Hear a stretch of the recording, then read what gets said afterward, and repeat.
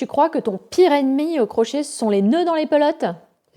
Nope. Ton pire ennemi, c'est toi, c'est ton corps. Celui qui va décider de passer en mode statue vivante au moment où tu voudrais juste te détendre. Je me souviens de mes premiers ateliers tricot. Oui, j'ai bien dit tricot, mais reste bien jusqu'au bout, c'est valable aussi pour le crochet. Les participants étaient ravis, mais moi j'avais les mains qui tremblaient tellement, comme si je devais opérer quelqu'un à cœur ouvert, quoi. Chaque maille que je faisais, j'avais peur de la rater, j'avais peur que ça file, et bien sûr, j'avais peur d'être ridicule, du coup, aussi. Drame au pays du tricot, une maille de travers. Pourtant, je m'étais préparée, j'avais répété mes explications, j'avais préparé les points, j'avais fait tout bien comme il faut, quoi. Mais mon corps, lui, il avait pas été briefé. Nope, il a pas reçu le mémo. J'avais la respiration complètement bloquée, les épaules coincées, des gestes raides comme des baguettes chinoises, quoi. Et tu sais quoi? J'ai compris que souvent, ce qui bloque, c'est pas ta tête, c'est ton corps. Quand tu repousses par exemple ton nouveau projet alors que tu brûles d'envie de commencer. Quand tu stresses à l'idée de poster une photo de ton ouvrage. Quand tu serres les dents après avoir fait, défait et refait la même bordure 3 fois. Et ça veut pas dire que t'es nul. Ça veut juste dire que t'es quelqu'un de très tendu, quoi.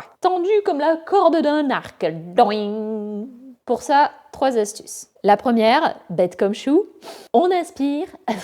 On expire 3 fois. Autre super astuce pour se détendre d'un coup en crochet comme en tricot, c'est on secoue les mains comme ça. Pas trop fort, on va pas se les arracher, mais on les secoue bien, comme si on voulait les faire sécher sans utiliser la serviette. Et enfin, on met les pieds bien à plat, on s'ancre dans le sol, et on lâche ses fichues épaules. Et là, miracle! Le fil glisse, les gestes se délient, même quand on doit refaire. Ou redéfaire, ou refaire. Encore et encore. Alors la prochaine fois que tu stresses pour un projet, par exemple, rappelle-toi, le problème, ce n'est pas ton crochet. C'est ton corps qui fait une petite grève non déclarée. Alors on respire, on se relâche et on se détend. Et toi, dis-moi en commentaire, est-ce que ça t'est déjà arrivé d'avoir eu l'impression de crocheter sous tension comme ça?